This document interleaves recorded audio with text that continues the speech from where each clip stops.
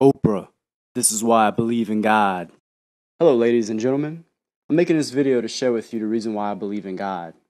If you ever wondered about prayers being answered with much more than coincidence, this is for you. My experience starts out with me receiving information about the truth and being driven to share it, but I didn't know for sure if I was to do it because this isn't one of my strong suits. So I prayed for guidance and asked for a sign so I would know for sure. Then about 2 weeks later, while trying to figure out how I would go about spreading the message, something with pure conviction in my mind, body, and soul told me without words to write my father a letter of gratitude with some of this message. Even though I thought about it, I never in my life have written a letter to my father. I finished on Monday night, framed it, and decided to ship it from the post office on that Saturday because of my work schedule. I ended up drinking heavily the night before, but still managed to make it there by 9 a.m. While in line, I noticed that I forgot the address, so I had to go back home to retrieve it. When I got there, I sat down on my sofa and ended up falling asleep, not waking up until 1 p.m., missing my opportunity to ship the letter. Then I decided to wait until the next Saturday, but when I woke up Wednesday, I had that same feeling of conviction compel me to send it that day. I tried during lunch, but I was too busy, so I made a decision to FedEx it after work. It shipped out Thursday on regular ground, reaching my father on Saturday. When he called me, I was too busy to answer the phone, so I called him back later. That's when he gave me thanks, and we had a very long talk about life.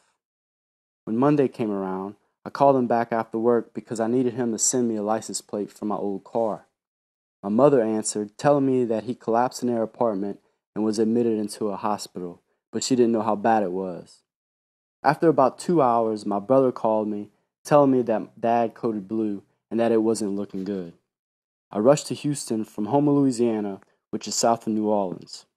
On my way there, I prayed for him to be alive when I got there and to hopefully be able to wake up and tell us bye. When I arrived, he was alive, thankfully, but unconscious and bleeding profusely from his guts. He fought for 3 days until he had multiple organ failure. That's when we had to make the decision to let him go. Even though he wasn't able to tell us bye, we were thankful that we could be there by his side when he left us. When I awoke the next day, still mourning our loss, I went through my phone and surprisingly found a voicemail he left the Saturday before, thanking me for the letter. That not only answered my wish to hear his voice one more time, it has given his family and friends the opportunity to hear him in his positive light. If I didn't listen to my gut the first time, I would not have written my father the letter. If I didn't listen the second time, I wouldn't have sent it in time for him to receive it on Saturday, which led to our last loving conversation. I believe it was by design that when I didn't answer the phone and he left a voicemail, it was an answer to one of my future prayers.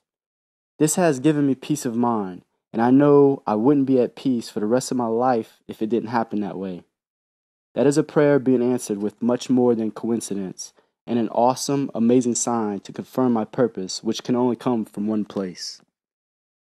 First, I would like to thank you for everything you have given me. Even though you weren't around much due to the sacrifice you had to make, I learned more on how to be a strong, respectful man from you than anyone else. You showed me how giving is better than receiving. You showed me an impeccable work ethic that does not compromise integrity. You showed me not to be afraid of new challenges and to stand up with a warrior spirit for yourself and others when necessary.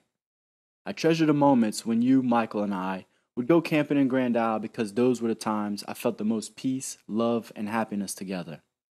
We were one with each other, one with nature, and one with God, because that's what life is about, not the material things. When you're in the positive light, you can attract the world, but when your thoughts are negative, you repel that very same thing. Respect, empathy, and compassion creates love in its purest form. So focus on the positive, because when you can find happiness without things, you have discovered the true meaning of life. I want you to know that I'm proud that you're my father, and that I'm striving to do great things in our family name. With unconditional love and honor, your son, Alex. And Alex, how you doing, man? Look, I received that message you had sent me, and I'm so proud of it. I'm happy you feel that way, and I always wanted to do good for y'all, and y'all done good for me. Mama made good boys out of y'all too. You know, she stayed at the house and then took care of y'all. But I just want to let you know it sure makes me feel good. Thank you, Bill. Bye-bye.